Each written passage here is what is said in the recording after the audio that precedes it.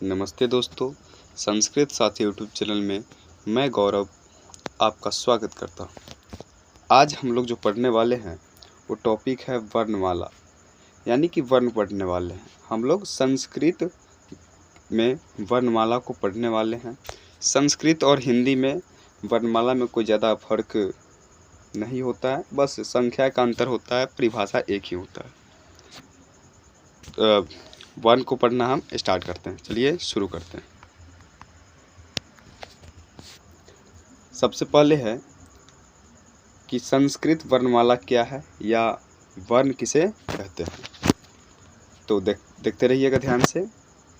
वर्ण उस मूल ध्वनि को कहते हैं जिसका खंड या टुकड़ा न हो, यानी कि वर्ण वह मूल ध्वनि है। ध्वनि मतलब आवाज़। वर्ण वह आवाज़ है जिसको हम दो टुकड़ों में तोड़ नहीं सकते, खंडित नहीं कर सकते हैं। व्याकरण की सबसे छोटी इकाई वर्ण होती है। आपसे सीधा सीधा क्वेश्चन पूछेगा कि व्याकरण की सबसे छोटी इकाई क्या होती है, तो आपको जवाब देना है वर्ण। वर्ण जो है व्याकरण की सबसे छोटी इकाई होती है। संस्कृत वर्णमाला की संख्या 50 होती है, यानी संस्कृत में वर्णों की संख्या 50 होती है। उदाहरण के लिए देखिए कि वर्ण क्या होता है, जैसे क, च, प, ब, म, य, इस तरह से ये सब क्या है, वर्ण है। इसी तरह से हिंदी वर्णमाला में 52 होता है और संस्कृत वर्णमाला में हम लोग पढ़ रहे हैं तो संस्कृत वर्णमाला में 50 होते हैं, याद रखिएगा। आगे देखते हैं। अगला जो है कि वर्ण के प्रकार, यानी वर्ण तो देख लिए, अब वर्ण के प्रकार।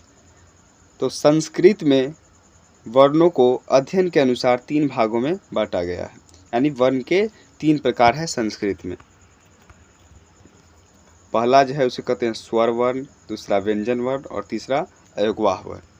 अब एक एक करके इन सभी को देखने वाले हैं। सबसे पहला स्वर वर्ण। स्वर वर्ण उसे कहते हैं जिसके उच्चारण में किसी अन्य वर्ण की सहायता न ली जाती हो, यानी स्वर वर्ण उस मूल ध्वनि को कहते हैं जिसके उच्चारण में किसी अन्य वर्ण की सहायता नहीं ली जाती हो। संस्कृत वर्णमाला में स्वर वर्णों की संख्या 13 होती है। वो 13 कौन कौन होते हैं, चलिए देखते हैं। अ, आ, ई, उ, री, ली, ए, ऐ, ओ, औ। इस तरह से ये 13 स्वर होते हैं संस्कृत में। आगे देखते हैं कि जो स्वर है, स्वर का प्रकार। तो स्वर का भी 3 प्रकार होता है। जिस तरह से वर्ण का 3 प्रकार था, जिस तरह से वर्ण 3 प्रकार का था, उसी तरह स्वर वर्ण भी 3 प्रकार का है। कौन कौन है ये देखिए। ह्रस्व स्वर वर्ण, दीर्घ स्वर वर्ण और प्लुत स्वर वर्ण। अब एक एक करके इनको भी देखते हैं। वो जो 13 स्वर होते हैं, स्वर जिसकी संख्या 13 होती है, उन्हीं 13 को 3 भागों में बांटा गया, जिसका पहला नाम है ह्रस्व स्वर वर्ण। इसे देखते हैं। जिसके उच्चारण में एक मात्रा का समय लगे उसे ह्रस्व स्वर वर्ण कहते हैं। इसे एक मात्रिक स्वर या मूल स्वर भी कहते हैं। ह्रस्व स्वर वर्ण को एक मात्रिक स्वर या मूल स्वर भी कहते हैं। इसकी संख्या संस्कृत में 5 होती है। कौन कौन, तो अ, ई, उ, री, ये 5 ह्रस्व स्वर वर्ण होते हैं संस्कृत में। आगे देखते हैं दूसरा भाग जो है दीर्घ स्वर वर्ण, यानी कि स्वर वर्ण के दूसरा प्रकार, जिसका नाम है दीर्घ स्वर वर्ण। तो जिसके उच्चारण में 2 मात्रा के समय लगे, इसे द्विमात्रिक स्वर भी कहते हैं। अर्थात दीर्घ स्वर वर्ण की उच्चारण में ह्रस्व स्वर वर्ण की अपेक्षा 2 गुना समय लगता है। इसकी संख्या 8 होती है। आ, ई, उ, री, ए, ऐ, ओ, औ। ये 8 दीर्घ स्वर वर्ण होते हैं। अब आगे देखते हैं कि प्लुत स्वर वर्ण कौन है। तो प्लुत स्वर वर्ण किसे कहते हैं, जिसके उच्चारण में 3 मात्रा का समय लगे। प्लुत स्वर वर्ण के उच्चारण में 3 मात्रा का समय लगता है, इसलिए इसे त्रिमात्रिक स्वर वर्ण भी कहते हैं। इसे इस तरह से दिखलाया जाता है, जैसे इसकी संख्या अनंत होती है, इसकी संख्या कोई निश्चित नहीं है। जैसे राम, ओम, इस तरह से। इसका मतलब होता है ये जो दिया हुआ है इसका मतलब होता है इसको 3 टाइम्स, जिसके पीछे यह लग गया उसके आगे वाले को 3 टाइम्स बोलना है, जैसे ओम, इस तरह से। यहाँ तक हम लोग देखें स्वर वर्ण के बारे में कि स्वर वर्ण क्या होता है। स्वर वर्ण वैसा वर्ण जिसके उच्चारण में किसी अन्य वर्ण की सहायता न लेनी पड़े। इसकी संख्या 13 होती है, अ से लेकर के औ तक। इसको 3 भागों में बांटा गया है। पहला ह्रस्व, दीर्घ और प्लुत। ह्रस्व की संख्या 5, दीर्घ की संख्या 8 और प्लुत अनंत है। इस तरह से हम स्वर वर्ण को देख लिए। अब देखते हैं व्यंजन वर्ण को। तो जिन वर्णों के उच्चारण में स्वर वर्ण की सहायता ली जाती हो उसे व्यंजन वर्ण कहते हैं। अर्थात व्यंजन के उच्चारण में स्वर वर्ण की सहायता लेनी पड़ती है। व्यंजन वर्णों की संख्या 33 होती है, क वर्ग से प वर्ग तक और य लव से ह तक, य से ह तक। अब देखते हैं व्यंजन वर्ण के प्रकार कि व्यंजन वर्ण कितने प्रकार के होते हैं। व्यंजन वर्ण भी 3 प्रकार के होते हैं। पहला स्पर्श व्यंजन वर्ण, दूसरा अंतःस्थ व्यंजन वर्ण और तीसरा उष्म व्यंजन वर्ण। अब एक एक करके इन सभी को देखते हैं। सबसे पहला है स्पर्श व्यंजन वर्ण। तो जिनके उच्चारण में जीभ मुंह के किसी एक भाग को स्पर्श करे उसे स्पर्श व्यंजन वर्ण कहते हैं। इसे मूल व्यंजन वर्ण भी कहा जाता है। इसे मूल व्यंजन वर्ण भी कहा जाता है।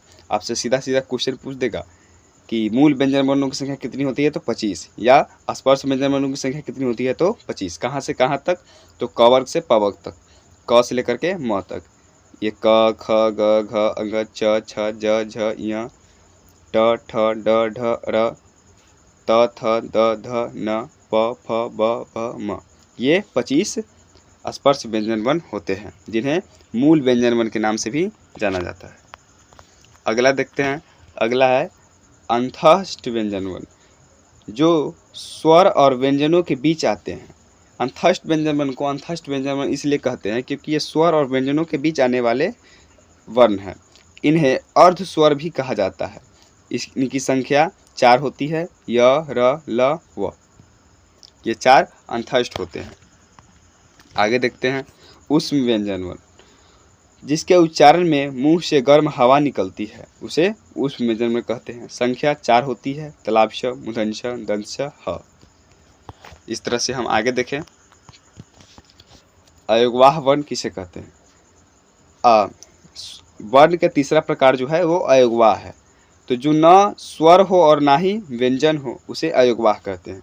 इसकी संख्या 4 होती है, अनुस्वार, विसर्ग, जिह्वामूल्य, उपध्मानीय। ये 4 अयोगवाह वर्ण होते हैं, जो ना तो स्वर होते हैं और ना ही व्यंजन होते हैं। अभी तक हम लोगों ने जो देखा है वह है कि वर्ण किसे कहते हैं, उसके बाद वर्ण के प्रकार देखें। तो वर्णों की संख्या 50 होती है। वर्ण के प्रकार 3, स्वर, व्यंजन, अयोगवाह,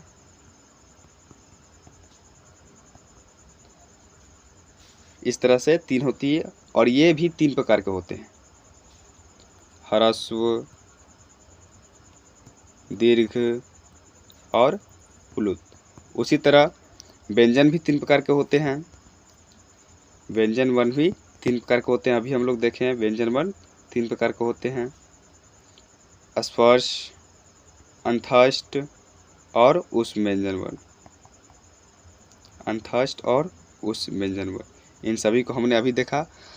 स्वर वर्ण का जो तीसरा प्रकार है वह है अयोगवाह, जिसे हम लोग ने अभी देखा किसे कहते हैं अयोगवाह वर्ण। तो जो न स्वर हो और ना ही व्यंजन हो उसे अयोगवाह वर्ण कहते हैं। इसकी संख्या 4 होती है, अनुस्वार, विसर्ग, जिह्वामूल्य और उपध्मानीय। आगे देखते हैं। अभी तक हम लोगों ने जो पढ़ा है वह वर्ण का ऊपर ऊपर से था। अब थोड़ा एडिशनल भी आता है, अलग से भी आता है। वो सामान्य जानकारी था, लेकिन अब जो पढ़ने वाले हैं वो एडिशनल है, माने कि थोड़ा अंदर जा कर के इसको पढ़ा जाता है। कंपन के आधार पर वर्ण के प्रकार, यानी वर्णों को कंपन के आधार पर बांटा गया है। तो कंपन के आधार पर दो हैं, घोष और अघोष। घोष का ही दूसरा नाम सघोष वर्ण भी है। तो सबसे पहले देखते हैं कि घोष या सघोष वर्ण किसे कहते हैं। तो वर्ग का तीसरा, चौथा, पांचवा तथा य, र, ल, व, ह। वर्ग के तीसरा, चौथा, पांचवा तथा य, र, ल, व, ह को घोष वर्ण कहते हैं। उदाहरण देखिए, जैसे ग, घ, अंग, ज, झ, ञ, ड, ढ, र, द, ध, न, ब, भ, म, य, र, ल, व, ह। इन सभी को घोष या सघोष वर्ण कहते हैं। आगे है अघोष वर्ण। तो वर्ग का पहला, दूसरा, तलाभ्ष, मूर्धन्य, दंश, इन सभी को क्या कहा जाता है? अघोष वर्ण। उदाहरण क, ख, च, छ, ट, ठ, त, थ, प, फ, तलाभ्ष, मूर्धन्य, दंश, ये सभी अघोष वर्ण होते हैं। तो अभी हम लोगों ने कंपन के आधार पर देखा। कंपन के आधार पर दो प्रकार के, घोष और अघोष। आगे देखते हैं कि वायु के आधार पर वर्णों को कितने भागों में बांटा गया है। तो वायु के आधार पर वर्णों को दो भागों में बांटा गया है, अल्प प्राण और महाप्राण। एक एक करके देखते हैं। अल्प प्राण किसे कहते हैं? तो वर्ग का तीसरा, पहला, तीसरा, पांचवा तथा य, र, ल, व, इन सभी को अल्प प्राण कहते हैं। उदाहरण क, ग, अंग, च, ज, ञ, ट, ड, र, त, द, न, प, ब, म, य, र, ल, व, इन सभी को अल्प प्राण कहते हैं। अब देखते हैं महाप्राण। तो वर्ग का दूसरा, चौथा तथा तलाभ्ष, मूर्धन्य, दंश, ह, इन सभी को महाप्राण कहते हैं। उदाहरण ख, घ, छ, झ, ठ, ड, थ, ध, फ, भ, तलाभ्ष, मूर्धन्य, दंश, ह, इन सभी को क्या कहते हैं? महाप्राण कहते हैं। अभी तक हम लोगों ने वर्ण के बारे में सब कुछ जान लिया कि वर्ण किसे कहते हैं, वर्ण के कितने प्रकार हैं, उन प्रकारों का भी प्रकार देख लिया। वायु के आधार पर, कंपन के आधार पर, इन सभी को देख लिया हमने। अब हम लोग देखते हैं उच्चारण स्थान, कि वर्णों का उच्चारण स्थान कहाँ है, कि कौन सा वर्ण कहाँ से उच्चारित हो रहा है, उसी को इसमें देखने वाले हैं। जहाँ से वर्णों का उच्चारण होता है उसे उच्चारण स्थान कहते हैं। अब देखिए कि वर्णों का उच्चारण स्थान क्या है। तो यह स्थान जैसे कंठ, तालु, मूर्धा, दंत, ओष्ठ, दंतोष्ठ, नासिक, कंठोष्ठ और कंठ तलावे, ये सब उच्चारण स्थान होते हैं। अब हम बारी बारी से देखते हैं कि कौन से उच्चारण स्थान से कौन से वर्ण बोले जाते हैं। जैसे कंठ, कंठ से बोले जाते हैं क, ख, ग, घ, अंग, यानी क वर्ग बोले जाते हैं कंठ से, और ह, अ, आ, अ, ये सब बोले जाते हैं कंठ से। तालु, तालु से च, छ, ज, झ, य, तलाभ्ष, ई, ये सब बोले जाते हैं तालु से। मूर्धा से बोले जाते हैं ट, ठ, ड, ढ, र, स, री, ये सब बोले जाते हैं मूर्धा से। अब देखते हैं दांत से क्या बोला जाता है। दंत से, तो दंत से बोले जाते हैं त, थ, द, ध, न, ल, श, री, ये सब बोले जाते हैं दंत से। ओष्ठ से बोले जाते हैं प, फ, ब, भ, म, उ। अब नासिक, तो नासिक से बेसिकली जो वर्ग होता है क, जैसे क वर्ग, च वर्ग, ट वर्ग, त वर्ग, प वर्ग, उन सभी के पंचमाक्षर जैसे अंग, य, ण, न, म, अ, अंग, इन सभी को नासिक वर्ण भी कहा जाता है। कि ये लोग ये कंठ से, तालु से, मूर्धा से, दंत से, ओष्ठ से तो बोले ही जाते हैं। इनके अलावा जो वर्ग का पंचमाक्षर होता है वो नासिक से यानी नाक से भी बोला जाता है। जैसे अंग, य, ण, न, म, अंग, ये सब बोले जाते हैं नासिक से। अब देखते हैं दंतोष्ठ, तो दंतोष्ठ से बोले जाते हैं व। दंतोष्ठ से कौन किसका उच्चारण होता है? व का। अगला है कंठोष्ठ, कंठोष्ठ से दो वर्ण बोले जाते हैं ओ, औ। उसके बाद है कंठ तलावे, कंठ तलावे से ए, ऐ, इनका उच्चारण होता है। इस तरह से हमने संस्कृत में जितने भी वर्ण हैं, संस्कृत में वर्णों की संख्या वर्ण जो है 50 है, उन सभी वर्णों का उच्चारण स्थान देख लिया। अब हम वर्ण और उच्चारण स्थान से संबंधित कुछ प्रश्न लाए हैं, उनको देखते हैं, जो कि हमेशा बोर्ड में पूछा जाता है। सबसे पहला प्रश्न है, संस्कृत वर्णमाला में कुल वर्णों की संख्या कितनी होती है? ऑप्शन देखिए, option A 42, option B 46, option C 50, option D 52। इसका राइट आंसर हो जाएगा 50, क्योंकि संस्कृत में वर्णों की संख्या 50 होती है। अगला क्वेश्चन, दूसरा क्वेश्चन है, निम्नलिखित में से कौन सा स्वर वर्ण है? क, म, अ, व। इसका राइट आंसर हो जाएगा अ, क्योंकि क, म और ब ये सब व्यंजन है, इनके उच्चारण में स्वर का सहायता लिया जाता है। जैसे बोलिए, क अंत में क्या आ रहा है? अ। म अंत में क्या आ रहा है? अ। ब अंत में क्या आ रहा है? अ। तो यानी कि इन सभी को उच्चारण में स्वर का सहायता लेना पड़ता है, बिना स्वर के सहायता के उच्चारित नहीं हो सकते, इसलिए इन्हें व्यंजन कहते हैं। तीसरा क्वेश्चन है, व्यंजन वर्णों की संख्या कितनी होती है? Option A 33, option B 35, option C 39, option D 40। इसका राइट आंसर हो जाएगा ऑप्शन ए 33, क्योंकि व्यंजनों की संख्या 33 होती है। आगे देखिए, चौथा क्वेश्चन है कि अनुस्वार का चिन्ह क्या होता है? अनुस्वार का, तो अनुस्वार का चिन्ह क्या होता है? ये होता है अनुस्वार का चिन्ह। जैसे लिखते हैं ना अंदर, तो अनुस्वार का चिन्ह उनका होता है। पांचवा क्वेश्चन, ह वर्ण का उच्चारण स्थान क्या है? ह वर्ण का उच्चारण स्थान, तो अभी हम लोग देखें कि ह का उच्चारण स्थान कहाँ से होता है? कंठ से। तो ह का उच्चारण स्थान है कंठ। छठा क्वेश्चन है कि दीर्घ स्वर वर्ण कौन सा है, यानी इनमें से दीर्घ कौन है? अ, ई, उ, दीर्घ उ। नाम से ही स्पष्ट है दीर्घ उ, इसलिए इसका राइट आंसर हो जाएगा दीर्घ उ, डी। 7 नंबर क्वेश्चन कि य का उच्चारण स्थान क्या है? य का उच्चारण स्थान क्या है? तो इसका राइट आंसर हो जाएगा य। अभी हम लोग देख के आ रहे हैं तालु। 8वां क्वेश्चन, निम्नलिखित में से कौन सा वर्ण उष्म व्यंजन है, यानी इसमें कौन सा उष्म व्यंजन वर्ण है? ग, तलाब श, य, न। इनमें से कौन सा राइट आंसर हो जाएगा? इसका राइट आंसर हो जाएगा तलाब श, क्योंकि ग और न ये तो स्पर्श व्यंजन वर्ण है, और बाकी जो बचे य अंतस्थ व्यंजन वर्ण है। तो हमारे पास एक ही ऑप्शन बचा तलाब श। तलाब श होता है उष्म व्यंजन वर्ण, क्योंकि इनके उच्चारण में मुंह से ऊष्मा निकलती है, गर्म हवा निकलती है। 9वां क्वेश्चन है, स्पर्श व्यंजन वर्ण कितने होते हैं? तो इसकी राइट आंसर हो जाएगा 25। स्पर्श व्यंजन वर्णों की संख्या 25 होती है। 10 नंबर क्वेश्चन है, त्र वर्ण किस प्रकार का है?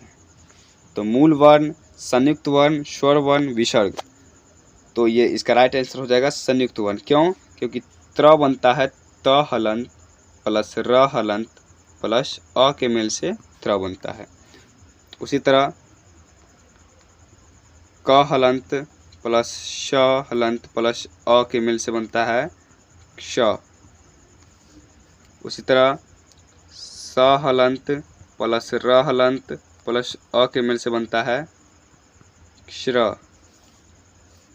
और ज हलंत प्लस य हलंत प्लस अ के मेल से बनता है ज्ञ।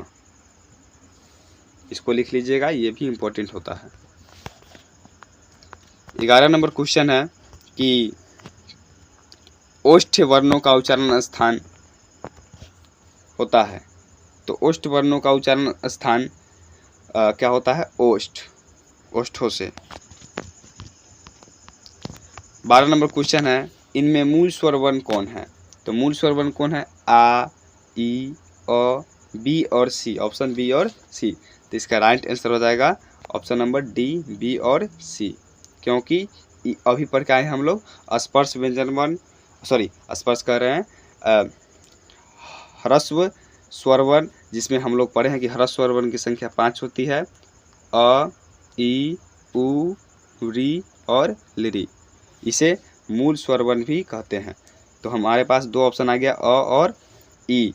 हमारा आंसर हो जाएगा बी और सी, ऑप्शन डी। 13 नंबर क्वेश्चन, विसर्ग का चिन्ह कौन सा है? तो विसर्ग का चिन्ह ये होता है, जैसे लिखते हैं ना रामः, तो विसर्ग लगाते हैं।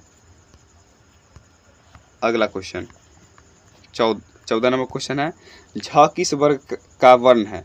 तो झ कंठ का, तलाबे का, मूर्धन्य का या कंठ तलाबे का? तो इसका राइट आंसर हो जाएगा तालाबे का, तालु का। 15 नंबर क्वेश्चन है, अंग किसे कहते हैं? अनुस्वार को, विसर्ग को, स्वर को, ऊष्म को? तो इसका राइट आंसर हो जाएगा अनुस्वार को। इस तरह से हमारा वर्ण का जो टॉपिक था पूरा कवर हो गया। यदि किसी प्रकार का कोई डाउट हो तो कमेंट सेक्शन में डाउट अपना पूछिए, और अगला वीडियो किस टॉपिक पे चाहिए उसे भी कमेंट कर दीजिए।